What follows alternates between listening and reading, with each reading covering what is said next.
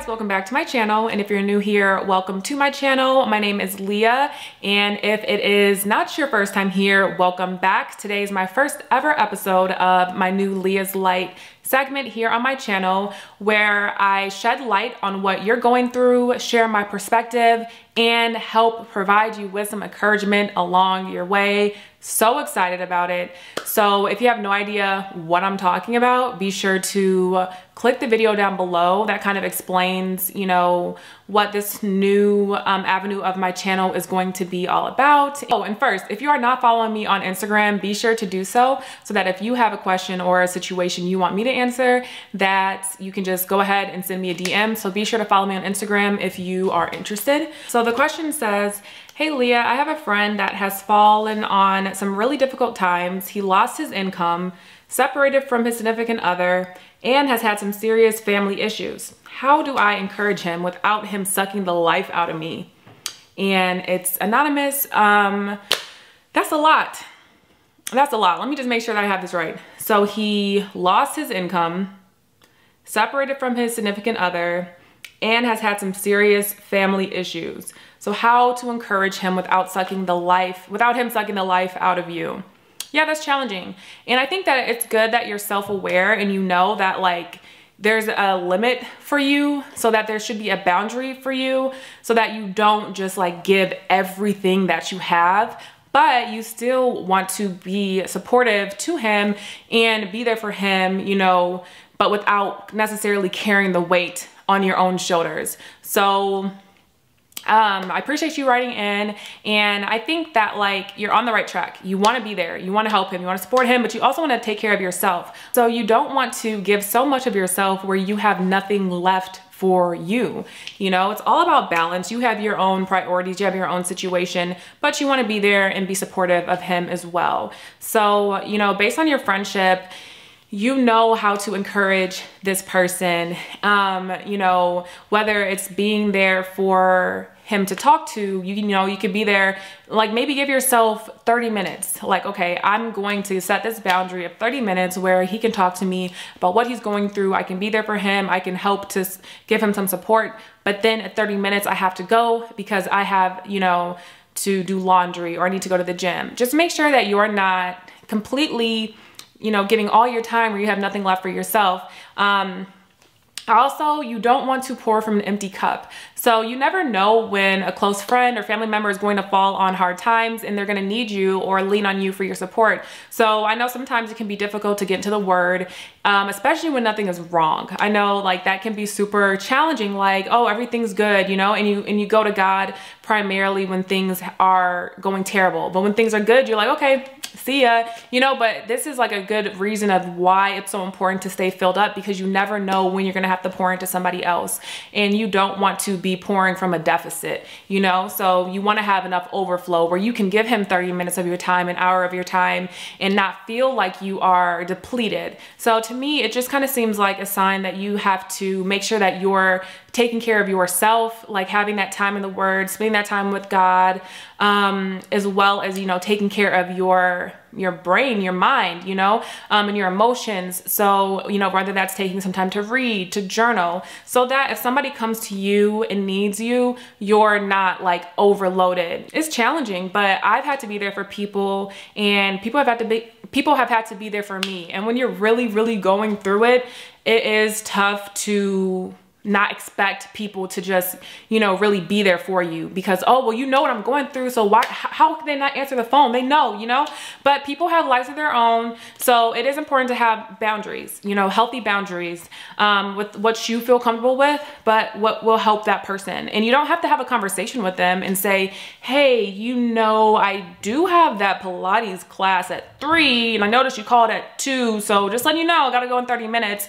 No, just keep that to yourself, keep that in your own mind, and, you know, just proceed with that in mind. Like, I'm going to give this person everything I have for them in 30 minutes and then it's done, because boundaries are so important. And when you set those boundaries and you let that person know, hey, you know, I'll be praying for you, I'm here, whatever, but then, you know, it's not ongoing, you'll have time to make sure that you're taking care of what you need to as well. But, you know, you want to be there for that person. And I think that is great that you know that you could be someone that you know, he leans on. I think that's awesome. But like you said, you don't want to just be, you know, the only person he's leaning on. You ultimately want to lead him back to Christ. It does help to have somebody to talk to confide in, whatever, in the natural, but he really needs to be leaning on God. So I would encourage him with the word.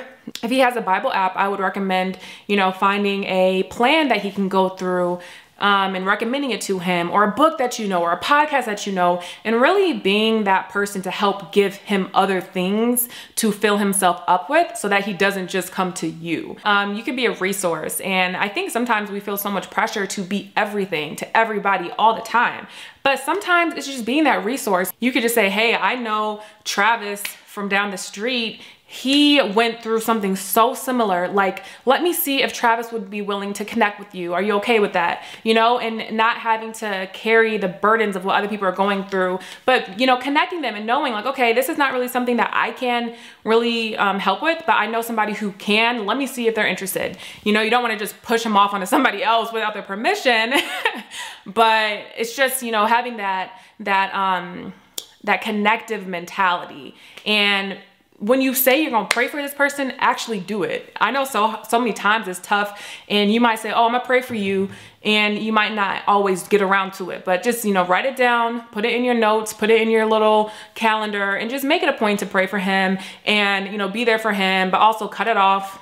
Make sure you're taking care of yourself, and be sure to lead him to God, because God is going to be the only one who can really sustain him. When you talk about losing a job, losing a relationship, and having family issues, like that's a lot. So he needs the Lord to really walk him through that, and God will. The word says that he is close to the brokenhearted and he binds up their wounds. He's wounded. So lead him to who can really heal him. You know, maybe you go to a Bible study and he's always been busy.